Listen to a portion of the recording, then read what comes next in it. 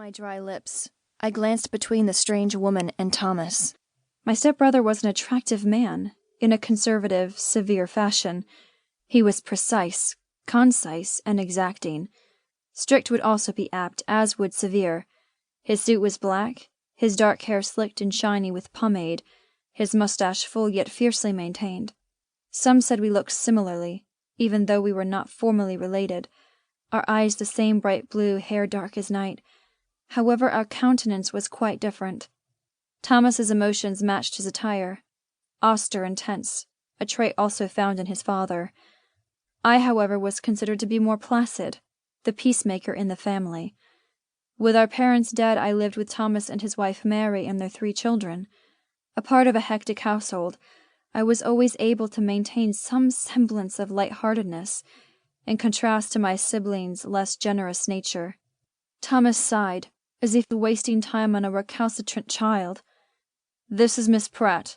I relinquish my guardianship of you to her." Mrs. Pratt did not look like any married woman that I'd ever known. None I knew of wore a dress in such a color, sheen of fabric, or daring cut. Her expression remained neutral, as if she did not wish to be involved in this conversation. "I don't need a guardian, Thomas." I shifted to swing my legs over the side of the chaise on which I'd been sleeping. Not sleeping, drugged. The piece of furniture was an odd feature in which I surmised was Mrs. Pratt's office.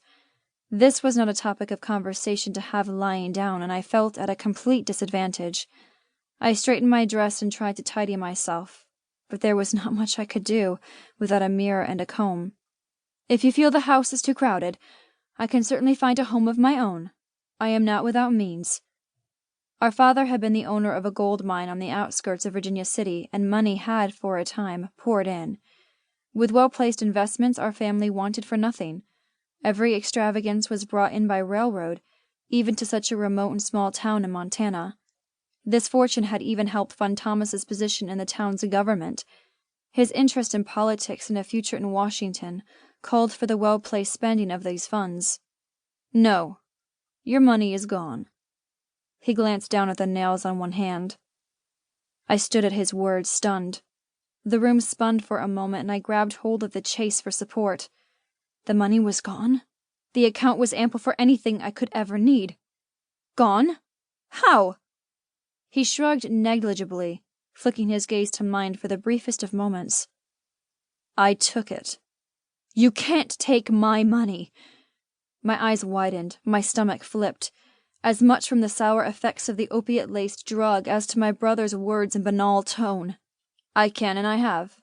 As your guardian, it is within my rights to manage your funds. The bank cannot stop me." "Why?" I asked, incredulous. He knew I was not asking after the bank, but his claim on my inheritance.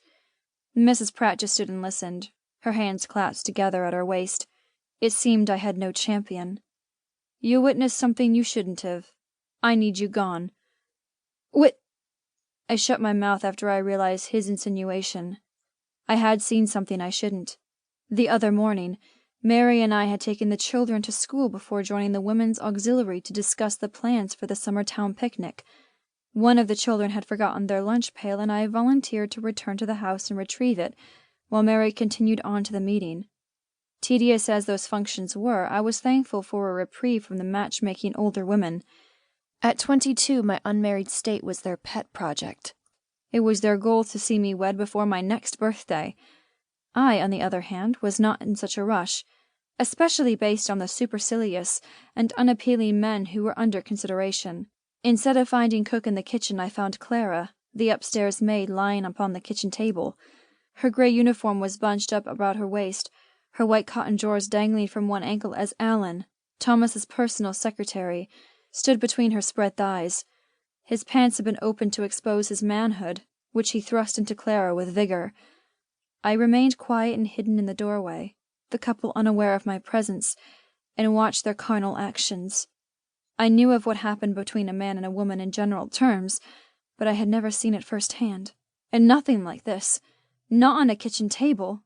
From what my mother had told me before she died, it was done at night, in the dark, with only a minimal amount, and then only what was required, of skin exposed.